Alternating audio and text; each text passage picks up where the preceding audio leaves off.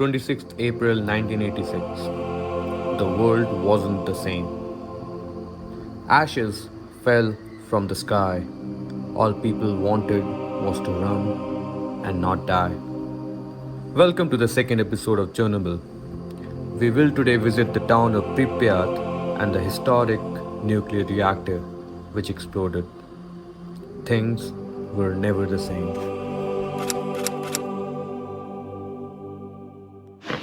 हाँ जी, क्या हाल है? बहुत ही इंटरेस्टिंग लोकेशन पे आए हैं हम अभी, और ये वो लोकेशन है यार 1976 में रशिया के पास, सोवियत यूनियन के पास एक ऐसी टेक्नोलॉजी थी कि वो मिसाइल्स को इंटरसेप्ट कर सके। इंटरबैलिस्टिक मिसाइल्स जो होती हैं, जो कॉन्टिनेंट टू कॉन्टिनेंट फ्लाई करती हैं, तो रशिया के पास ये टेक्नोलॉजी थी, वो मिसाइल इंटरसेप्ट कर सकता था। रशिया बोला क्या मैंने फिर से?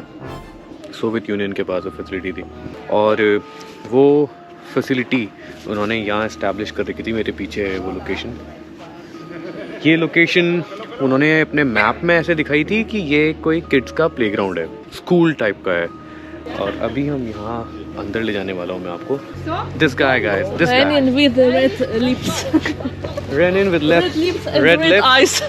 तो लेनिन के पास यार ये पूरा प्रेसिडेंट था। ये तो द गाय, द फाउंडर। और कितना क्रीपी है। Look at how Halloweeny it is यार, हेलोवीनी स्टफ।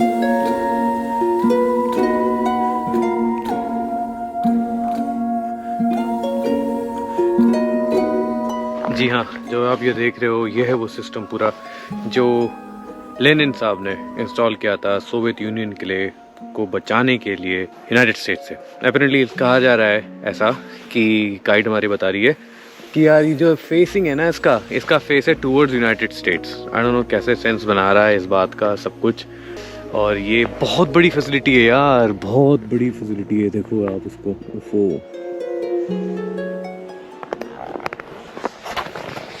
तो यहाँ पे रशियन सोल्जर्स रहते थे। रशियन क्यों बोल रहा मैं, सोवियत यूनियन सोल्जर्स रहते थे। बहुत ज़्यादा उनका काम चलता था यहाँ पे।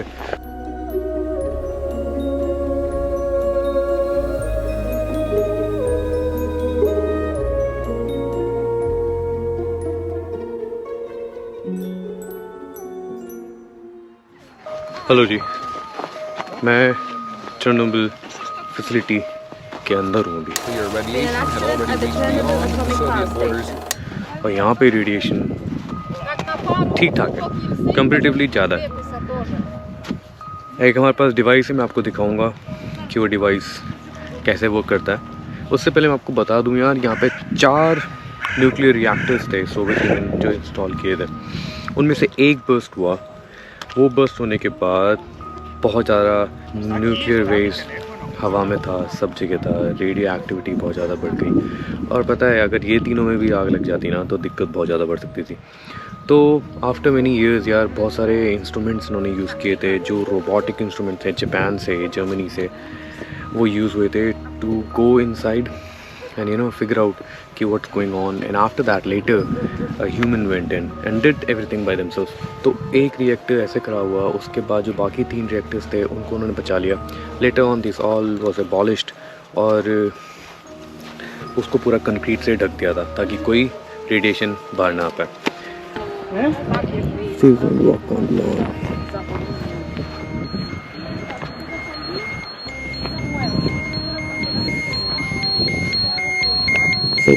So what's this device?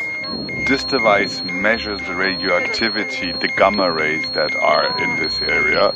At this certain moment we have 0.57. The World Health Organization deems 0.30 is healthy. So this place is unhealthy officially. So this is the exact place where that thing happened, or like the nuclear reactor was right here? The nuclear reactor was right behind in that sarcophagus, as you can see behind. On the 26th of April 1986, during a test run, the inner side of the reactor exploded and led to a catastrophe of disastrous size. So the size is 0.68 right now.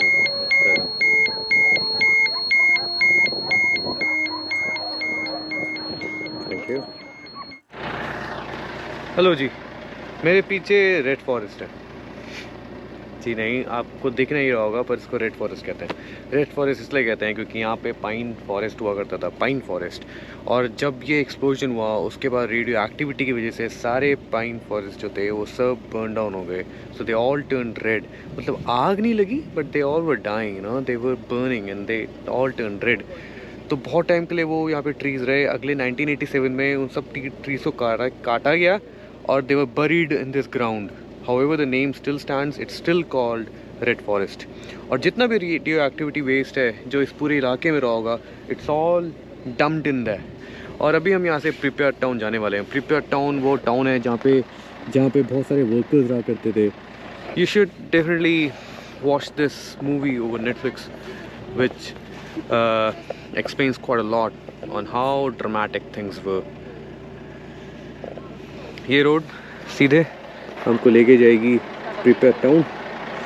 Wait किस बात का, चलते हैं। Bye bye red forest.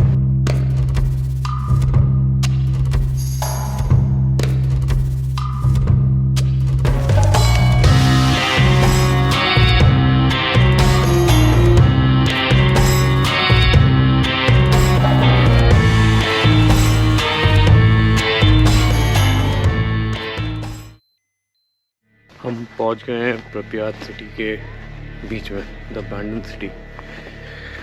ये city यार 1980s में बहुत flourish करती थी। इसकी आप नई पिक्चर देखोगे तो आपका माइंड ब्लोन हो जाएगा। बहुत अमेजिंग इंफ्रास्ट्रक्चर था। पाँच फेज़, 5 डिस्ट्रिक्ट थे सिटी के। 2 डिस्ट्रिक्ट और बन रहे थे, लेकिन 80s के बाद सब कुछ अबैंडन करना पड़ा। ऐसा कहा जाता है कि 86 में जब ये इंसिडेंट हुआ था ना, उसके 1 महीना लग गया इनको लोगों को अबैंडन करने में। कुछ ऐसा दिखता है मामला।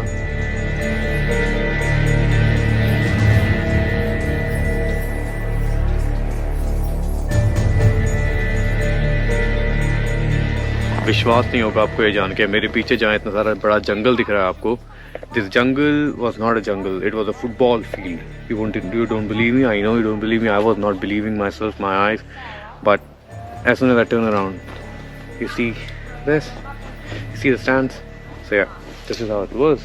That's the stand, and right in front of us we have the football field but turned into a jungle. Crazy yaar, crazy.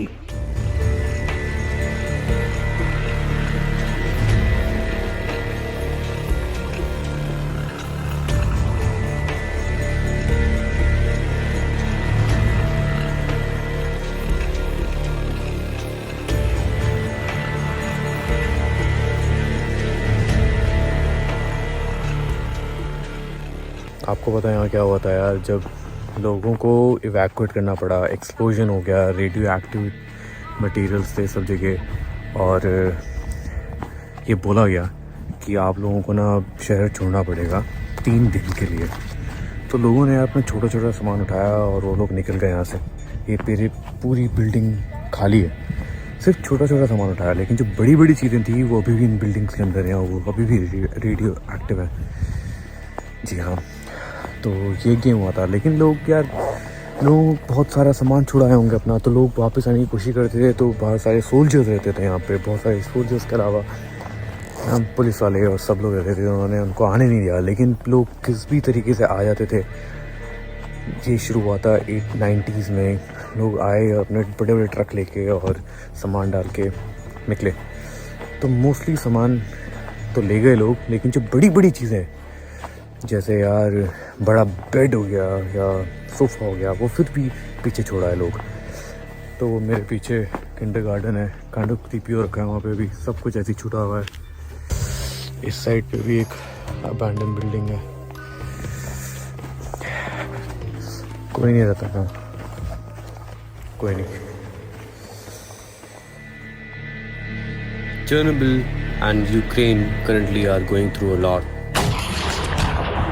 Maybe we were the last set of people who visited Chernobyl before the Russian army. Seeing everything there, experiencing everything there, stays with me forever. Do watch out our next episodes coming up from India. Over and out, guys.